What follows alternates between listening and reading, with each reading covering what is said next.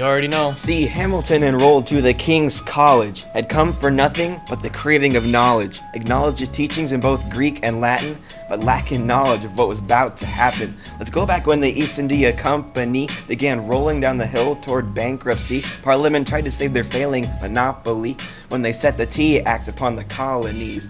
The colonies didn't like the way this was set because they had no representation in Parliament. They really didn't feel freed from this tax on tea, saying taxation without rep is just tyranny. Destruction of tea on the Boston Harbor, 30 plus men tossed it in the water. Pamphlets of protest spilling onto the streets, but King George was determined not to be beat. Now Britain kept sending chests of tea on their boats, Dartmouth, Eleanor, and Beaver, but the William got soaked. Sons of Liberty said, send it back. We're not gonna pay that tax, but Parliament, Great Britain, we're not ones to relax. See, the colonies in Britain really disagreed, and so we took it one step farther. The Patriots boarded those ships full of tea and threw 342 chests into the harbor.